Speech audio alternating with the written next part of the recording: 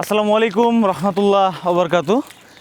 তো আমাদের পেজে কিছু ভাই কমেন্ট করেছে, আমাদেরকে বলেছে যে আপনারা এই সূর্যমুখী ফুল থেকে বীজ কীভাবে সংগ্রহ করেন। হ্যাঁ, তো আমরা সূর্যমুখী ক্ষেত থেকে ফুল কেটে এনে 4 থেকে 5 দিন আমরা রোদে শুকাই, বুঝছেন। তো রোদে শুকানোর পর ফুলগুলা শুকিয়ে যায়, ফুলের উপরের অংশ বাইরের অংশ সবগুলো শুকিয়ে যায়। যখন শুকিয়ে যায় বীজ সহ শুকায়, তখন এই যে লাঠি দিয়ে বাইরে বীজগুলা সব আলাদা করা হয়। হ্যাঁ, এই যে হাত দিয়েও করা যায়, কিন্তু লাঠি দিয়ে বাইরে একটু সুবিধা হয়, বুঝছেন। মানে বেশি বীজ পড়া যায়, মানে ঝরে যায় বেশি। তো এইভাবে আমরা বীজগুলো সংরক্ষণ করে থাকি।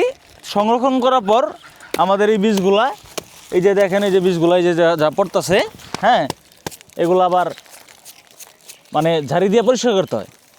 পরিষ্কার করার পর রোদে আবার 1 থেকে 2 দিন শুকানো হয়, তাই না ভাই? হ্যাঁ, রোদে 1 থেকে 2 দিন শুকানো।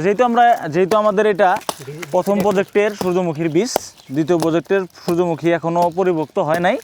তো পরিপক্ত হইলে আমরা সেইমভাবে ওইটাও সংগ্রহ করব, বুঝছেন ইনশাল্লাহ। তো এই বীজগুলো আমরা তেলের জন্য আর কি উপযুক্ত করবো। এখানে অধিকাংশ বীজ তো পেরে গেছে, তাই না? হ্যাঁ, অধিকাংশ বীজ পেরে গেছে। এই যে দেখেন একটা, এই যে দেখছেন একদম শুকিয়ে গেছে, দেখছেন একবার এই যে পরে যাইতেছে একদম, দেখছেন কি সুন্দরভাবে পড়তেছে। এই যে দেখছেন হাত দিয়ে তো ভালো পড়ে ভাই, এই যে হ্যাঁ, এই যে এরকম করে চাপ দিলে হাত দিয়ে বেড়ে যায়, এই যে দেখছেন এই যে পরে যাইতেছে, শুকিয়ে গেছে একদম। তো নেক্সটে আমরা দ্বিতীয় প্রজেক্টের সূর্যমুখীগুলা এভাবেই আমরা তেলের জন্য উপযুক্ত করব, ঠিক আছে? তো সবাই ভালো থাকবেন, আমাদের সাথেই থাকবেন, দ্য ইয়ং ফার্মার্সের সাথে থাকবেন। আল্লাহ হাফেজ।